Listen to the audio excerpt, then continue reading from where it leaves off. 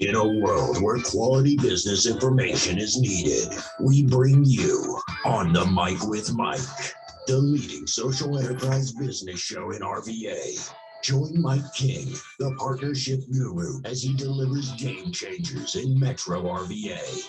On the Mic with Mike showcases how business can help make society better. He discusses tech, culture, innovation, best business practices, and highlighting area nonprofits. Join Mike Monday through Friday, because it is the place where the best and brightest come to chat.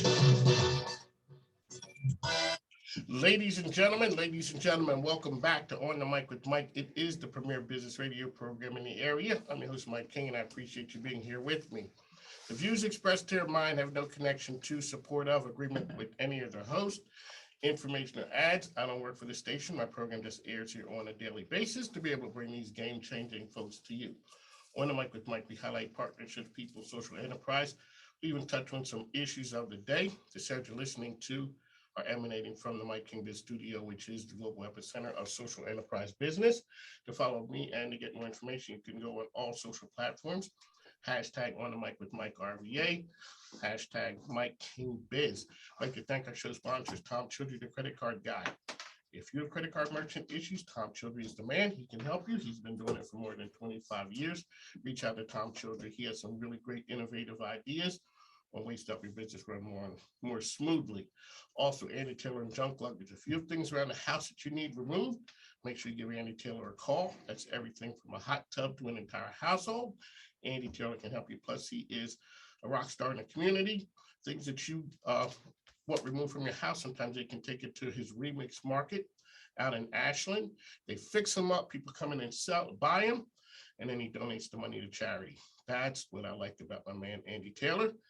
He's always after doing great things in the community. We'd like to thank Mama Michelle's Cafe as well. She is a sponsor of the program, doing big things. On the Mic with Mike, we are a social enterprise business program. We give a platform to folks to talk about all the outstanding things they do. Up with us today, we have our friend Chelsea Harnish. Chelsea, welcome to the program. Thank you. It's good to be here. All right, you are with the VAEC. That is the Virginia Energy Efficiency Council. All right, ma'am, that's a mouthful. You guys are doing some outstanding things. Oh, by the way, shout out to our friend Jason Root for making the connection. He knows the coolest people out there doing some great things. Give us the information, ma'am, about the Virginia EEC. Yes, so the Virginia Energy Efficiency Council was founded in 2012. We are a not-for-profit organization based here in Richmond. Our goal is to facilitate discussions and share resources to advance energy efficiency throughout the Commonwealth. We engage our members to identify barriers to and opportunities for energy efficiency advancement throughout Virginia. Alrighty, what's your path that got you to this exciting cutting edge work? So I have been doing energy policy work for over a decade in Virginia. I joined the VAEC in 2015, so I've been here. It'll be 6 years next month, just focusing specifically on energy efficiency. But I do have a background in broader energy policy before joining VAEC. Ma'am, I talked to a lot of people. I can't remember one who energy policy was their thing. That is the great part about the show. Okay, when you were young, that was always interesting to you? No, when I was younger, I was always interested in marine science. And so I've taken a different career path than what I wanted to do when I was younger. Alrighty, so what type of organizations join up with you? We have a diverse membership. We have over 100 members in our ranks. They can include Fortune 500 companies, nonprofits, local governments, state agencies, and more. All of them have the same vision, which is for energy efficiency to be an integral part of Virginia's economy and clean energy future. So there's a lot of talk about climate change and energy and all those things. Explain to our listeners how business, this is a business show, how business benefits from that. Definitely. So like I said, many of our members are businesses. We have all of the gas utilities and electric utilities are members. All of them are implementing energy efficiency programs for their customers. We also work with what are called energy service companies, which are companies that go in and help with building performance. So they might go in and help expand, provide better insulation. They might upgrade or replace your HVAC system, which is your heating and air conditioning system. They might go in and update your lighting. Lighting is actually what we call low-hanging fruit in the energy efficiency world. Lighting is one of the biggest opportunities for energy savings. So these are all companies that are looking to help their customers save money by reducing the electricity usage. So you see those reductions in energy savings on your energy bill each month. Because that is something that the average person, a layperson, knows something about, is the energy efficient light bulbs. And then it sort of drops off right there. So what you're doing is informing us, because I know that you had a piece in the Richmond Times Dispatch. It was an op-ed, and you just finished talking about HVAC, and it was tied into that. Yes. So one opportunity for businesses is by helping with public buildings. During the summer session, there was a special session of the General Assembly back in August to focus on federal dollars that were coming to the states through the American Rescue Plan. And one of those opportunities was the earmark funding for public schools, K through 12. And so we were really pushing for some of that money. We specifically wanted to see $250 million going to schools to upgrade their indoor air quality through energy efficiency means. Sometimes we see building facilities managers wanting to improve indoor air quality at the detriment to energy efficiency. One example of that could just be leaving all of your windows open all of the time. But there are ways to improve indoor air quality with energy efficiency in mind. And clearly that's so important right now as we are dealing with the COVID pandemic. Indoor air quality is at the top of mind for a lot of facility managers, whether it could be a public building or it could be a large commercial building. I think that's always at the forefront in their thinking. An opportunity for businesses is they're usually the contractors, the ones that are going in and making these improved indoor air quality improvements. So we are really trying to help our members really ensure that the work is being done in an energy efficient way. On the mic with Chelsea Harnish with us with the Virginia Energy Efficiency Council. Great talking to you. So now, is it a tough task for like you said, the easy fix is open the windows? That's an easy way out. How hard is it for businesses really to make that choice? And sometimes is it forced upon them, or what forces them to make a hard choice like that? Those are great questions. Definitely you want to be aware of what financial opportunities there are, what type of financing mechanisms there are to fund your project. In the public sector, that can be done through what's called performance contracting. Again, those are businesses, the energy service companies that can go in and provide those upfront retrofits to your building. One way to look at it really is to look at your bottom line. If you are able to save money on your electric bill each month, how much does that add up? And if that adds up to a certain amount of money, then that could be that money could be used to pay for those upfront costs. So, it's really a matter of looking at, do you want to pay more to the utility, the electric utility, or do you want to pay more and know that your building is really performing at its maximum? All right, there's a lot of talk with equity out here across the board in different types of scenarios. Let's talk about what equity means in your field, in your organization. Yes. So equity a lot of times is through what's called the Federal Weatherization Program. Here in Virginia, the Weatherization Program is managed by the Department of Housing and Community Development. And the weatherization providers here in Virginia are all nonprofits. So they work with low-income families in specific areas of Virginia. There is a weatherization provider for every single area territory in the Commonwealth, and they will go in and they will do full weatherization of your home. What does that mean? It means adding insulation. You might not have any insulation. Your insulation might be out of date. It might not be to the maximum value that it should be. They will go in, they will replace your lighting. They will upgrade your heating. You might have a very old, outdated electric heater or HVAC unit. They can come in and they can replace it. So that is specifically through the federal weatherization program. All of the gas and electric utilities also have low income programs. And they also all use the weatherization network. So I think that's something that is done very well here in Virginia, is that the state and all of the utilities use the same exact provider network. That helps that provider network to be able to leverage funds so that they can really maximize energy savings for each individual customer. So they're not going in and just having to think, well, this is the only pot of money that we have to help this person. They can really look at all of their different funding sources and really help individualize and customize a program for that provider, for that customer rather. Another big opportunity here in Virginia, last year, Virginia joined what's called the Regional Greenhouse Gas Initiative, or RGGI. I don't know how many of your listeners have heard of RGGI. Ma'am, but I am kind of sure. They know some Reggies, but we don't know what that one is. And that's why I'm glad you were here. Please let us know what the heck RGGI is. Yes. So the Regional Greenhouse Gas Initiative is really a carbon inventory.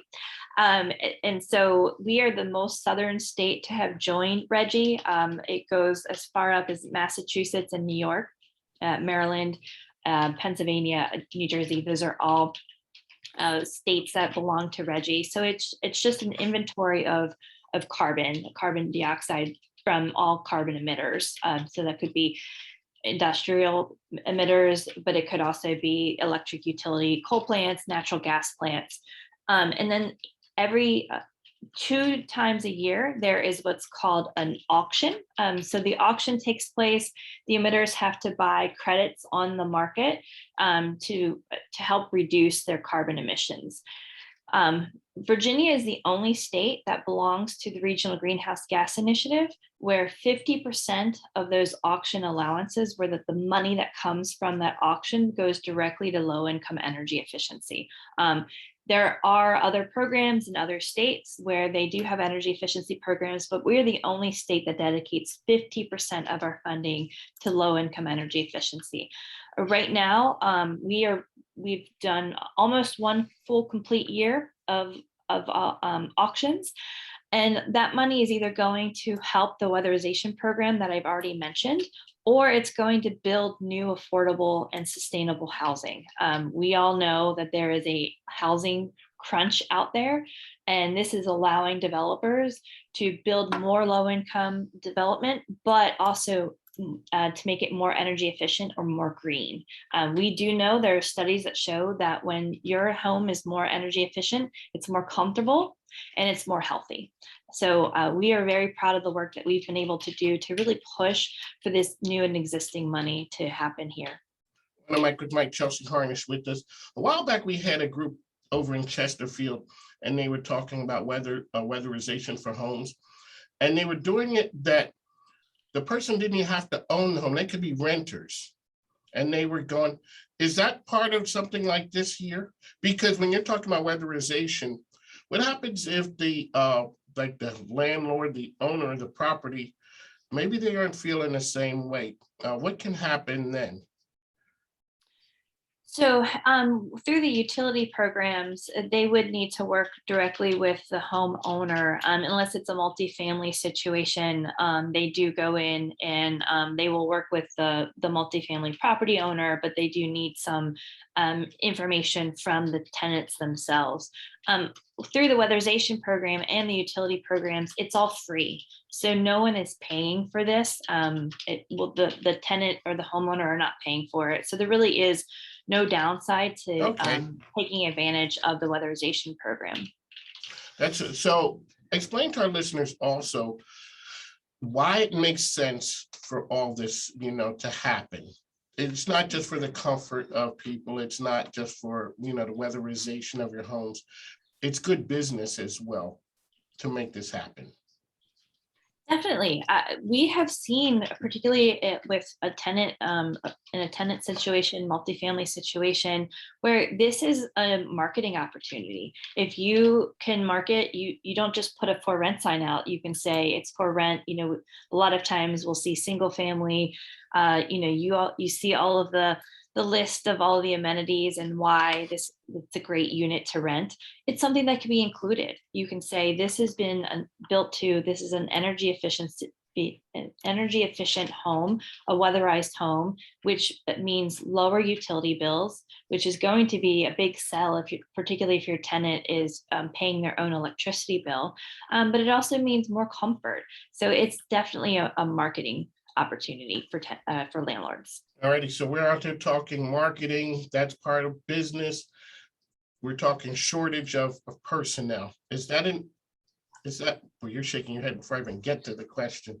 Is that an issue for you guys as well in your industry? Definitely. We have seen some of our companies have increased wages or have had sign-on bonuses to entice new folks that they can hire. But we are definitely seeing an overall shortage. There are definitely positions that need to be filled. My staff, we were just talking yesterday, we have a job posting board. We have lots of members who are sending us new job opportunities all the time, more so than what we've seen in the past. So there are definitely a lot of jobs to be filled and probably not enough bodies. Let me ask you, so we always talk about opportunities. Yours, ma'am, is not an area that I would think a lot of people would gravitate towards because we just don't know. What type of opportunities are available in that area? That's the neat thing about energy efficiency is that there's such a wide range of jobs in our sector. It can go from a contractor or someone who spends their day in crawl spaces, which isn't very glamorous, but we need folks that are doing that, all the way up to tech firms. Google and Oracle are both two high tech firms that do have energy efficiency jobs where a person is sitting behind a computer all day doing coding, coding on a computer. But it's also people who are building new materials. It could be someone who is building a Wi-Fi thermostat to looking at how can we deploy artificial intelligence or smart meters. How can we deploy those advances in innovative technology in the energy efficiency space? So it really runs the gamut and everything in between. There are engineers in the energy efficiency space, architects, teachers, energy managers at a local government. So really anyone could focus on their area of interest or their area of their education and say, you know what, I'd really like to put my skills to good use in helping the world or this business be more green, and they can do that. All righty, man, we'd like to thank you for coming on the program. Really quickly before we go, Thursday's a big day for you guys, isn't it? What is it, Energy Efficiency Day? Yes. On October. Yeah. Wow. Yes. October 6th is National Energy Efficiency Day. This is an opportunity, a day that's celebrated nationwide. It's just an opportunity to bring awareness that energy efficiency exists, that it's out there, and that it's something that we want folks to be aware of. We will be sharing tips on our Facebook page throughout the day on ways that people can be more energy efficient, but also highlight some of these technological advancements, job opportunities that we've been talking about this morning. All right, we'd like to thank you for coming on. How can people find out all the great information about your organization? We are on most social media platforms, including Facebook, Twitter, and LinkedIn. But our best way to reach us or to learn more about our work is on our website, which is www.vaeec.org. All right, I'd like to thank you for coming on. Chelsea Harnish, I'm sorry. I'd like to thank you for coming on the mic with Mike. We bring you the best and brightest. Make sure you guys get the information and go there and get some help if you need it. Thanks, ma'am. Thank you. Thanks, take care. Bye.